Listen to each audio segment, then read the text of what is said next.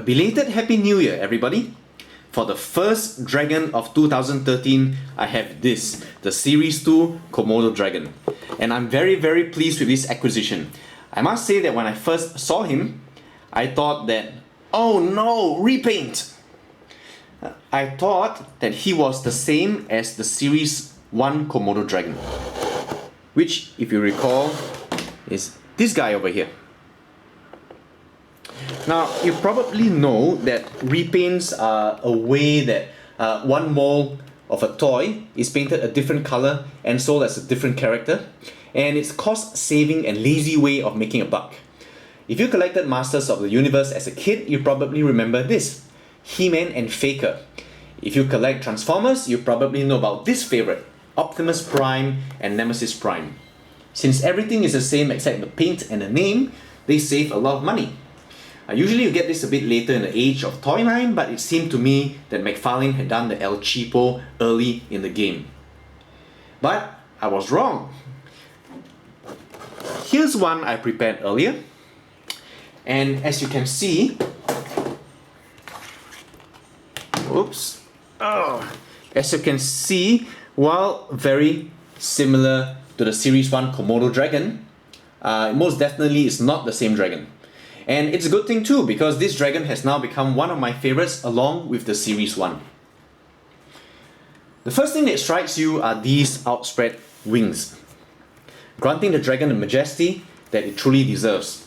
The wings are separate, unlike the Series 1 Komodo, so I had to affix them to the body, but fortunately I did not encounter the common problems with these McFarlane dragons. Difficulty attaching the wing to the body. It all fits very nicely and very tightly. The dragon, the detail on this dragon is no less exquisite than what we saw in the Series 1 Komodo. The skeletal structure of the wing itself is seen very clearly, and you can also observe the very dense vasculature on the wing membranes.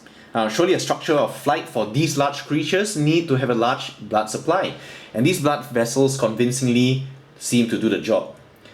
This is a rather spiny and spiky creature, with a vast array of spikes, and different scales, textures and horn types that adorn different parts of the animal. Unless you think this is a bit too far-fetched, remember that many present-day lizards are pretty spiny and spiky creatures too.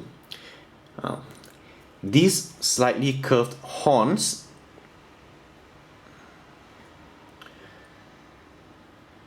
look very similar to the horns of gazelles, but the facial fringe, you can see it's lined by these spines.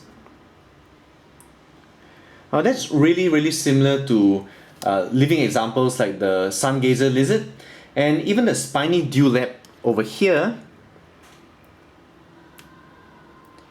is seen in lizards like the iguana. Not to mention almost ridiculous examples like the tawny devil.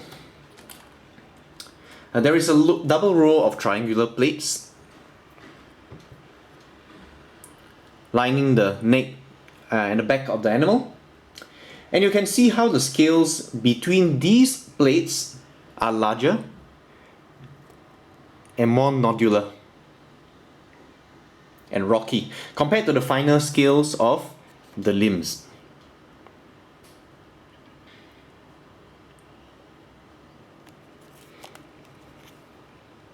Really love that textured detail. A really nice thing about this dragon is all the extra layering of detail that went into making this creature.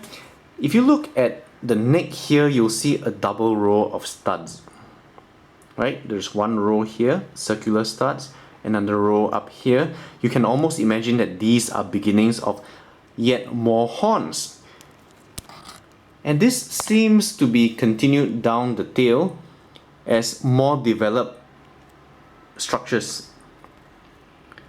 So the whole thing really flows very nicely when it comes to the logic of this animal, if in fact you can use the word logic in describing the anatomy of a six-limbed creature. That's a very nice detail to have. So you have a double row of beginnings here, which by the time it come to the tail has really transitioned to these full-blown horns. That's the kind of detail that I really like. You know, when you look at these dragons, you'll see that there is layering upon layering of detail, some of which really didn't need to be there, unless you look really closely. And it's the sort of fine detail that makes many of these dragons a joy to hold and behold. And I'm sure glad that this Komodo dragon doesn't pale in comparison to the Series 1 in this regard. Coloration, once again, is a very nice combination of colors. We have the purple, red, burgundy of the wings, and then most of the animal.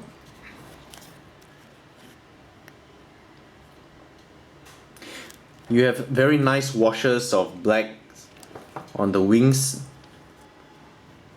In fact, this is quite similar to the washes on the Komodo 1 dragon, so you can believe that they are related in some way, although it doesn't have the translucent wings.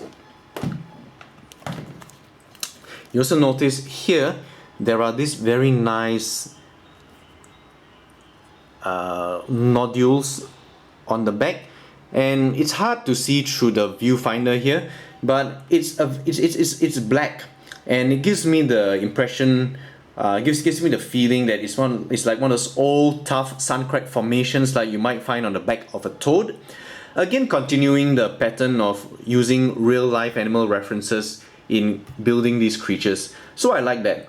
There is also a nice contrast in the underbelly of the creature. It's very nice and bright yellow, and you have the sawtooth, quite nice sawtooth patterning on the neck of the animal. If there is one complaint though, is that just like the Series 1 Komodo dragon, there is a very obvious discontinuity in paint application in the joints. For example, if you look here, you have the black of the trunk, and there is no seamless blend. You'd expect a gradual fading so it transitions more nicely to the neck, but no. You see very obviously you've got a black trunk and then a red neck. And likewise, you see the same here. Trunk and then the leg.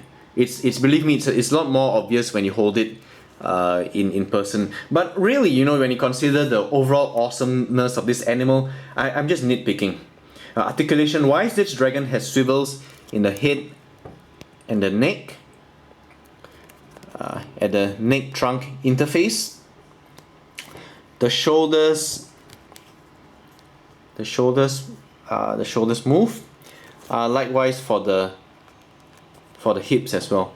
So you really do have some options with how you want to pose this animal, but of course you are limited to what you can do by how well this animal manages to balance. For example, you don't want to be going too far backwards, because then the dragon just can't balance. But other than that, it's really quite interesting, because I've always said that these dragons have really useless articulations. They seem to exist for the sole purpose of squeezing in a dragon into a box. But this time, it does look like you can articulate and without any very obvious discontinuities. An honorable mention, I should say, is this very interesting decision made here. Now, this shoulder is not articulating at this area. This appears to be a sort of plate covering the shoulder. So in fact, no matter how you move this claw, there is no obvious discontinuities in color. So that's something that I think they could have used in some of the other dragons, and hopefully they will use in future dragons we will be reviewing. So all in all, this is a very superb dragon to have in your collection. It's one of the more expensive McFarlane dragons on eBay, but I think if you are going to get one dragon that will look great on your desk, then you can be happy with this. So this is a very nice dragon to start the year with. Thanks for listening, and once again, I'd like to wish you all a very happy New Year 2013.